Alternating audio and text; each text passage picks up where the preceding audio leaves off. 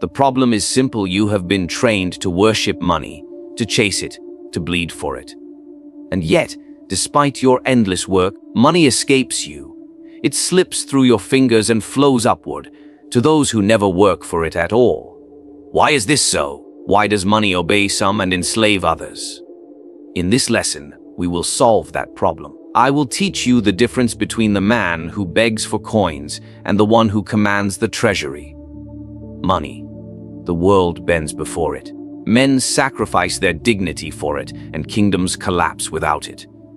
Yet most people live their entire lives chained to it, begging for scraps like slaves, trading their hours for the crumbs of gold that fall from another man's table.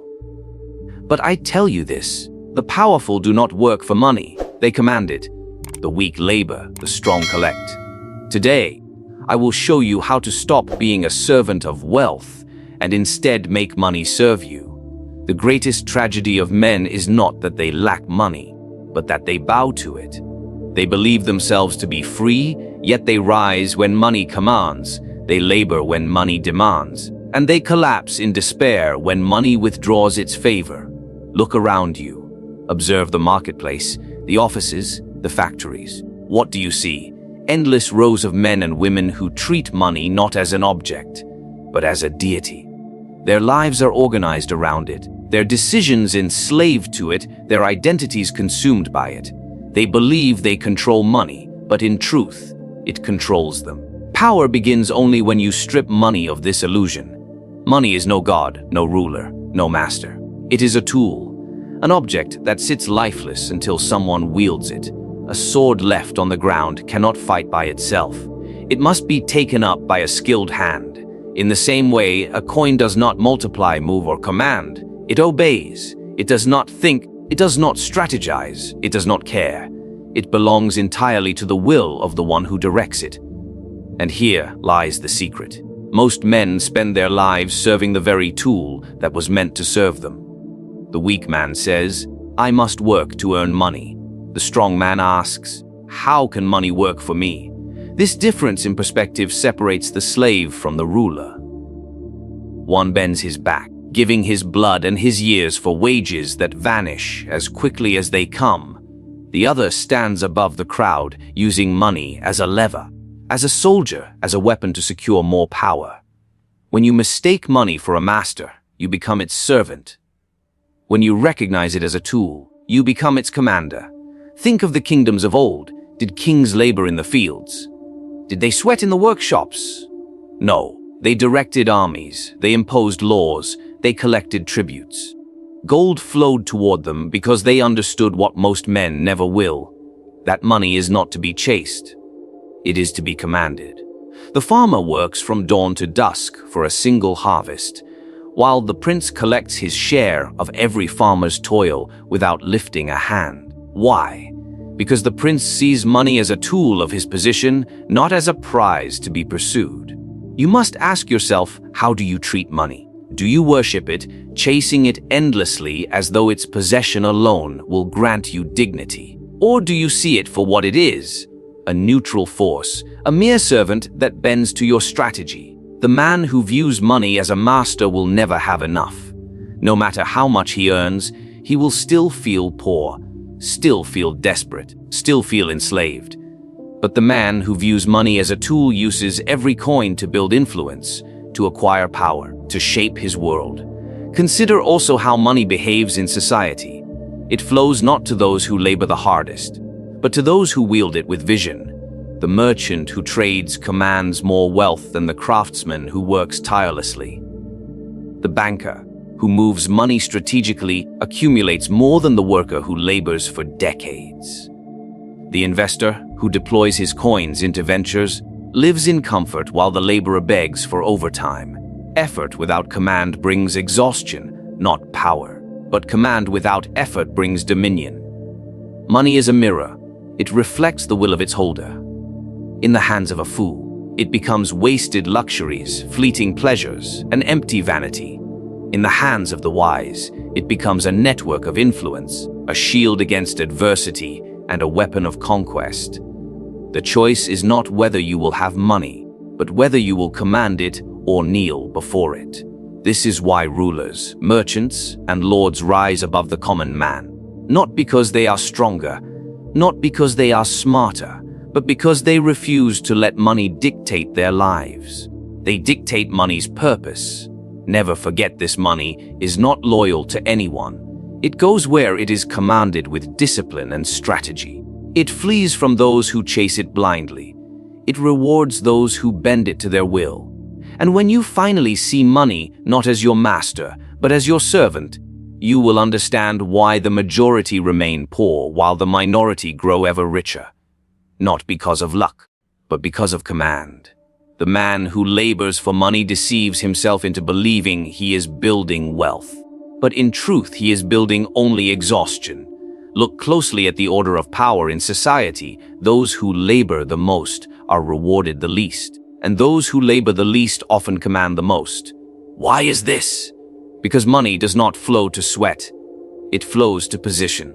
Power is never measured in how much effort you exert, but in how strategically you place yourself so that effort flows toward you. Imagine a battlefield. 1,000 soldiers fight, bleed, and die on the front lines, yet their names are forgotten. Their reward is small and fleeting. But the general, who does not swing a sword, who may never lift his hand in combat, is the one who claims victory, territory, and glory. He is not rewarded for labor, but for position. His single command can move entire armies, while a soldier's single strike moves nothing beyond the reach of his blade. This is how money works. Those who stand in the correct position can move fortunes with a word, while those stuck in labor must grind endlessly for scraps. Consider the merchant who owns ships. He does not row them. He does not load the cargo. He does not stand in the market haggling with buyers. Others do this, yet the gold flows to him. Why? Because he has positioned himself at the point where money must arrive. The farmer bends his back, the sailor risks the sea, the laborer breaks his body, but the merchant's position ensures that their labor serves his wealth. He commands through position, not labor. Modern men, blinded by the illusion of honor in hard work, cling to their chains proudly. They boast of long hours, of endless effort, of how much they sacrifice.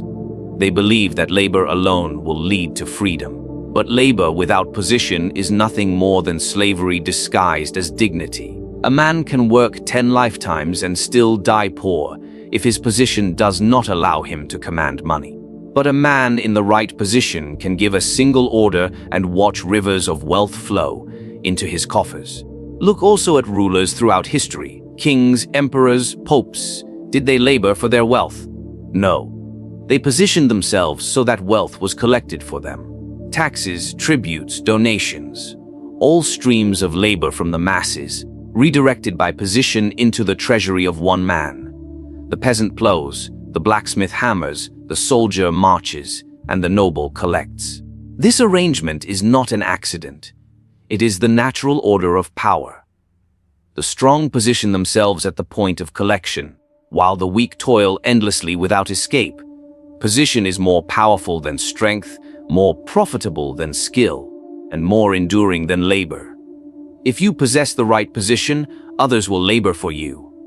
Their energy will become your income. Their sweat will become your treasure. Their obedience will become your wealth.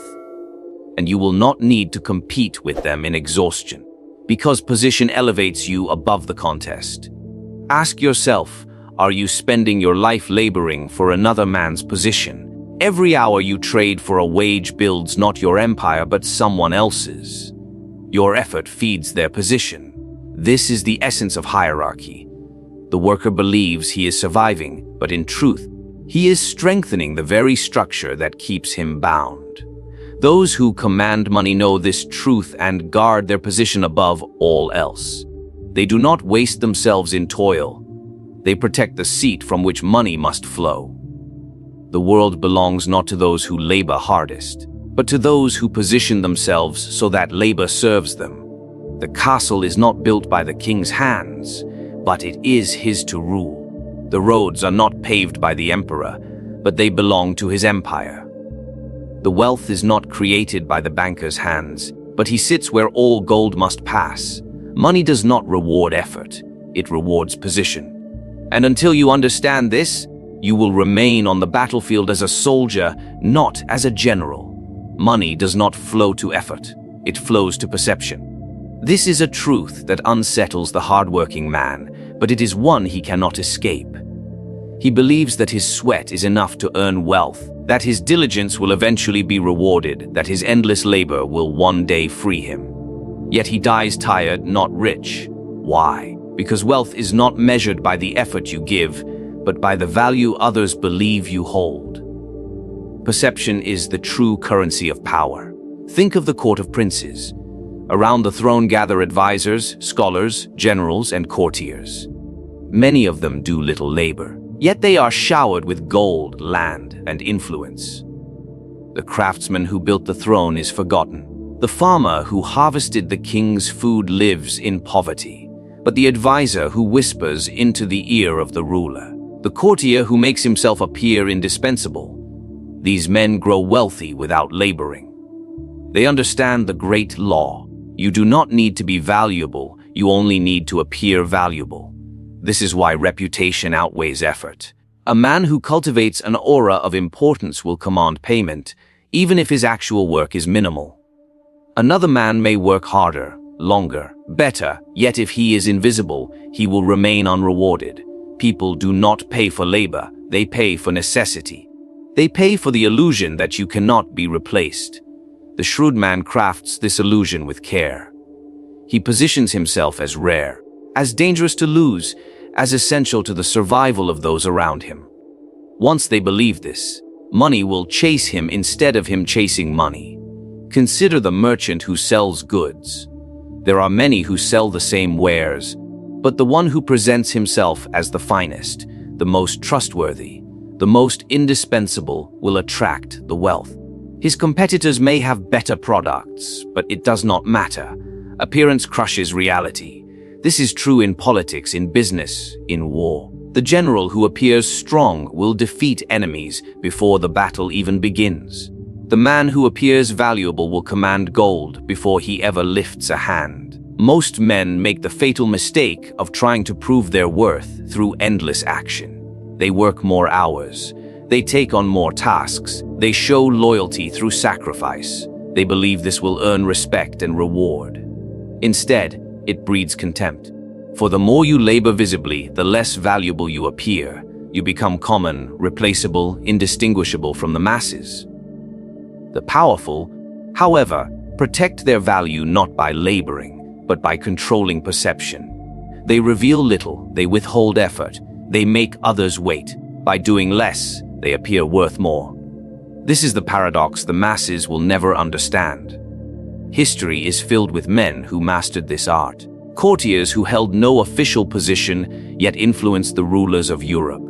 Bankers who controlled kings, not by laboring in the fields, but by projecting the image that without their gold, thrones would fall. Scholars who were funded not because they worked harder than others, but because they appeared to hold secret knowledge.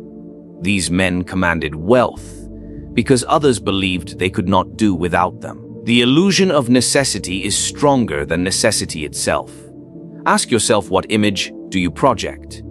Do you make yourself appear replaceable, eager, desperate for every coin? If so, you will always be treated as a servant. Or do you make yourself appear rare, difficult to ignore, costly to lose? The one who appears valuable will command more by doing less, while the one who tries to prove value through constant labor will find himself overlooked. The world does not reward effort. It rewards the image of power, the aura of necessity, the theater of importance. Appearances govern wealth. The man who masters appearances will command payment before he even speaks. The one who neglects appearances, no matter how hard he works, will forever beg for scraps. Money obeys those who seem untouchable, not those who sweat to prove themselves. To appear valuable is to command. To labor endlessly is to kneel. The poorest man in the world is not the one without gold, but the one who believes his only wealth is his own time. Time is the currency of the weak, for they have nothing else to sell. The man who works with his own hands alone may earn survival, but he will never command power. The powerful understand a different truth. Wealth is not built by trading time for coins, but by multiplying yourself through the labor of others. If your income depends solely on your own effort, you are already chained. To escape, you must learn to command others so their strength becomes your wealth. Consider the general on the battlefield. He does not swing a sword. He does not stand in the mud shoulder to shoulder with soldiers. His weapon is command. With a single word, he sends thousands into battle. Their time, their energy, their sacrifice, all of it becomes his power. Victory is credited to him, even though others do the fighting. Wealth functions in the same way. The labor of others, when properly directed, builds empires for the one in command. This is why rulers grow richer while peasants grow only older. Look at the merchant who owns caravans. Does he walk across deserts himself?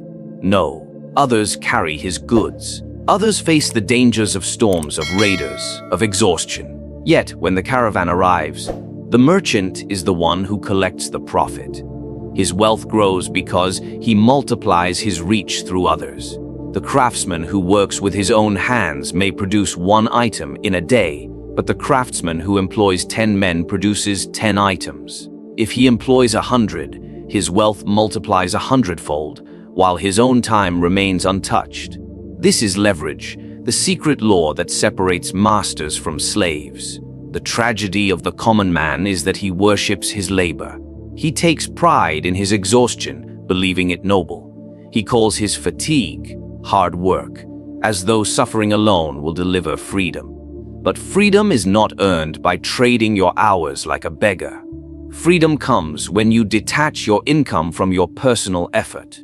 Those who cling to the dignity of labor will die with little more than calloused hands, while those who command the labor of others will die with kingdoms. Observe also the lords of history.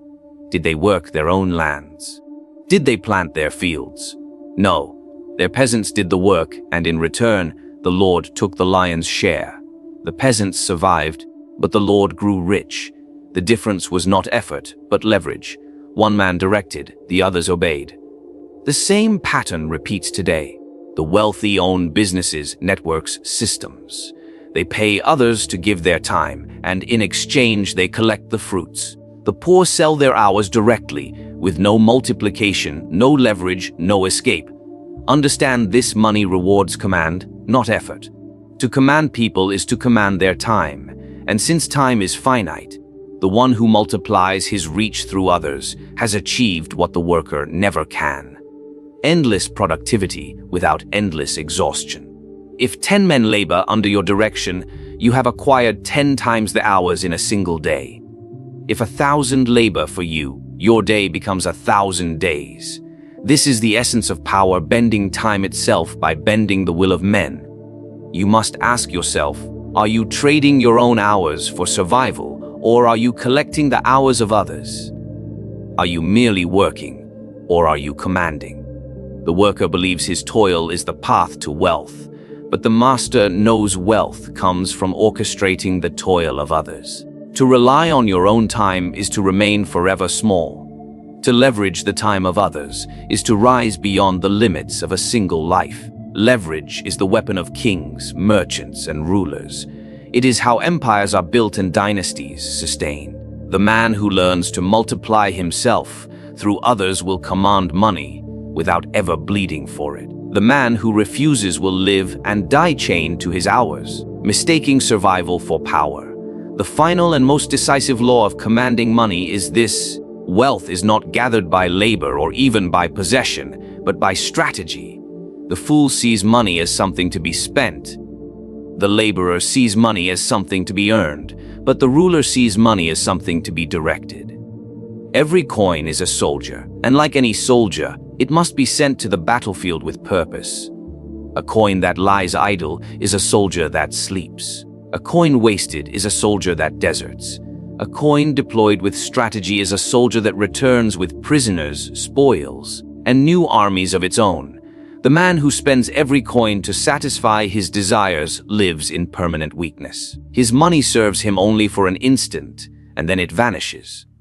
The man who hoards every coin lives in fear, clinging to his gold like a mezzer clings to air, but his wealth is frozen, incapable of conquest. The one who commands money, however, sets it in motion. He knows that money is not meant to rest, but to grow. He sends it into trade, into investments, into influence, into opportunities where it multiplies and returns with reinforcements. He does not simply hold money. He commands it as a general commands troops.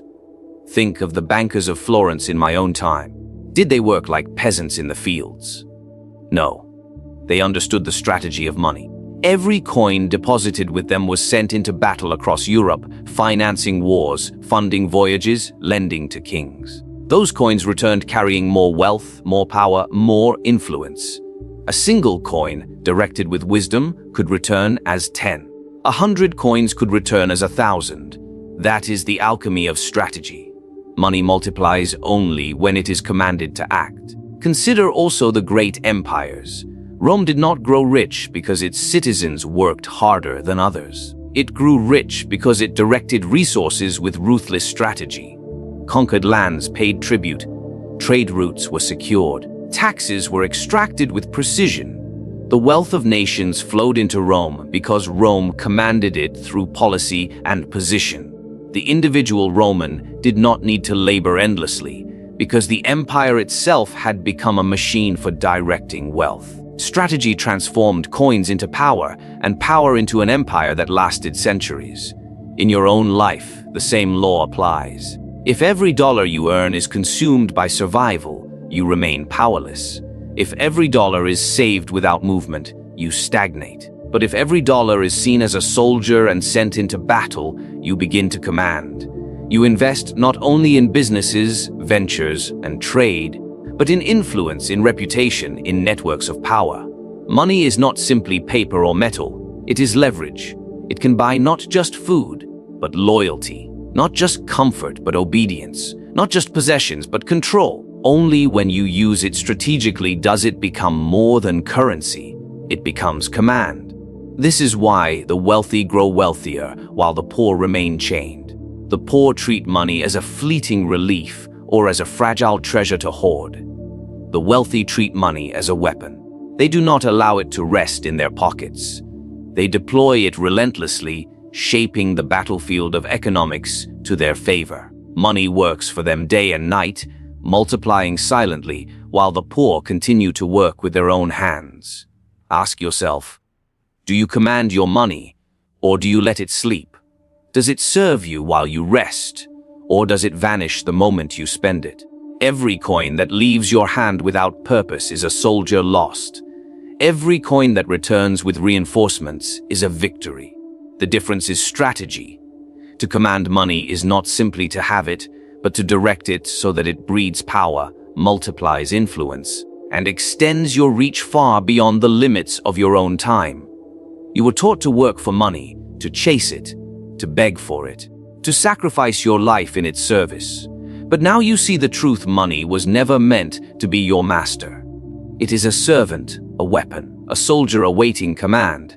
The powerless will always labor, mistaking sweat for freedom, while the powerful position themselves so that money flows to them without effort. Appearances, leverage, and strategy. These are the true currencies of power. Remember, this wealth does not reward the hardest worker. It rewards the sharpest commander. The one who bends money to his will controls more than his own life. He controls the lives of others. And once you cease to work for money and instead make it obey you, you will step beyond the fate of the common man and into the realm of rulers.